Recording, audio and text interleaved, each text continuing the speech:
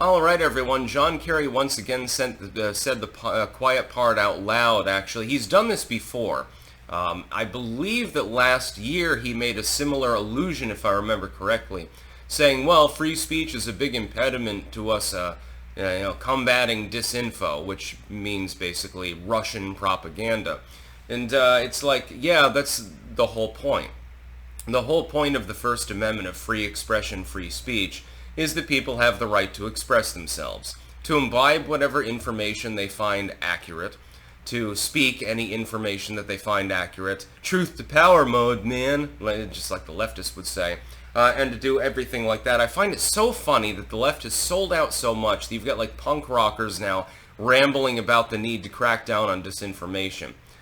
It's inexplicable because this is not the way that it was when I was young, or younger rather. I'm still not old. I'm just a little bit old-ish, you know. It's just sort of a thing. John Kerry literally coming out against the First Amendment was not on my bingo card list, but it doesn't surprise me at all. And I was thinking, when I think about John Kerry, I always think about someone who's boring. He marries into extreme wealth with the Heinz family, of course. You know, his wife is the heiress of the Heinz brand. So, you know, some of the ketchup that I actually eat is benefiting John Kerry. He's getting a few cents per serving, so to speak. And that makes me mad, but, you know, I don't really care because it is good ketchup. They do have, you know, the simple one. The Simply one uses cane sugar instead of corn syrup. So it's a little bit better. It's not going to gunk up your liver and your intestines at the very least. And I refused to stop eating ketchup, and Hunt started sucking, so I don't really have many other options. Just saying. I could make my own, but, you know, that's a laborious process, and, you know, maybe in the future I'll make my own ketchup brand or something like that. Sticks ketchup for all of the winners of the world. Some slogan like that. Politicians love sloganeering. Then I was thinking, because, I mean, he hates free speech. Well, then somebody should prevent you from speaking your mind now, shouldn't they? Because most of what comes out of your mind is disinformation as well. Most of what John Kerry says is bullshit. I mean, he will ramble about climate change. In the context here, he's talking about climate change. But you know, you're flying your private jet around while you're doing that. Creating enormous amounts of CO2 in the process, by the way. How big is John Kerry's house? We see these NIMBYist hypocrites over and goddamn over again.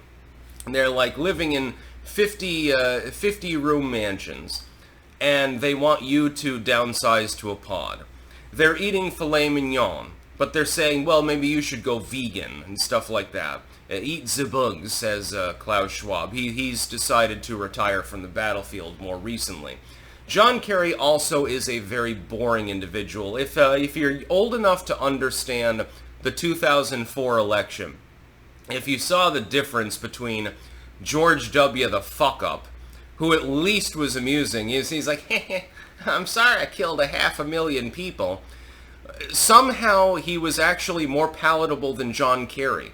Not that Kerry would have stopped it anyway. It's sort of like Bush v. Gore. It's like, the Iraq War would have popped off no matter who was elected. John Kerry is just the epitome of boring. When he speaks, it's boring. When he walks around, it's boring. Anything that he does is boring. Like, he's the sort of person who at 9 o'clock in the morning, he's organizing his sock drawer. He's a weird dude. He's just simply boring. That's the only way that you can phrase it. If I had to use one word to describe him, that would be it. Let's say that you go for a beer. I mean, in Trump's case, that wouldn't apply because he's a teetotaler, apparently. But imagine you go to lunch with different presidential candidates throughout time. Trump is going to have his steak well done and be kind of awkward, but, you know, overall it's perfectly fine. Kamala, as long as you play Dead Babies by Christian Death on your phone, you're going to get a good show because, you know, she'll start cackling and laughing uncontrollably. George W. will play dumb and say, like, strategery or something like that. Okay, so there's some wisecracks and stuff like that. At least there's some humor. Mitt Romney, he'll probably try to sell you a car or property or something like that. And so on and so on forth. But with John Kerry, if you went to lunch with him, he would just be goddamn fucking boring. Like the most boring individual within politics. I would rather go to lunch with AOC or Elizabeth Warren. Warren, you know, if you say the right thing, then you can get her to freeze up like a deer in the headlights, and at least she likes her liquor. AOC used to bartend, so, you know, she'll get smashed, you know, and it'll be hilarious. But with John Kerry, it's like, I just don't understand the dude. I also don't understand why he's actually accepted into the administration because he's dead weight. I really don't understand that. He's just boring. Completely and totally abjectly. Like if look on Wikipedia, look up the article for boring, there should be a picture of John Kerry there. This is the dude that you know, laboriously organizes his slacks and shit like that. And he's going to berate other people for using free expression. Yes, John, we have the right to call you out for being a retard. We have the right to call you out for being wrong. Believe it or not. Oh my God, you know, because he's like the climate change czar. I guess the idea is that the Russians are trying to turn the Earth into Tatooine. Man, that sounds way more evil than anything that we concocted during the era of Stalinism or something like that. Back then it was, hey, they're going to nuke us. Now it's, hey, they're going to destroy the entire world, killing all of themselves in the process, by the way.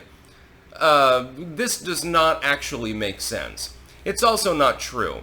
And when you call him out for it, of course, you're a Russian disinfo agent. I've seen this a number of times, of course.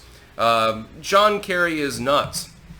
He's also, thankfully, aging into senescence, just like Joe Biden is. He's a relic of a former era of politics, and so will, you know, thankfully, eventually he'll have to stand down and, you know, go off to, you know, the funny farm or something like that. Although, honestly, I think in John Kerry's case, he probably should have been on the funny farm 20 years ago. He's just completely boring, totally unlikable, and I can't think of a redeeming quality to John Kerry. I'm not surprised that he lost. I mean, goddamn, you lost to George W. Yes, you're eminently qualified as a politician. That's about all. Peace out.